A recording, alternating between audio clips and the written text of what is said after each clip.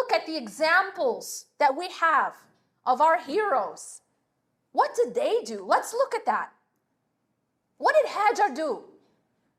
What did Hajar do in her burning house? She was in the middle of a desert, and she has nobody there, and she has a baby.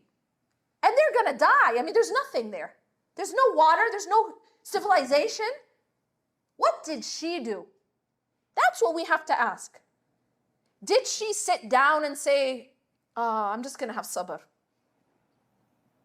I have so much tawakkul. I'm just gonna lay here until Allah comes and saves me. Of course she had sabr and tawakkul, more than all of us. But she didn't just sit passively. She didn't sit in that burning house. She got up and she did something. She did something. She ran between Safa and Marwa. And she didn't just do it once. She did it 7 times. You know what that action is called in Arabic? Sa'i. Do you know what sa'i means? Striving.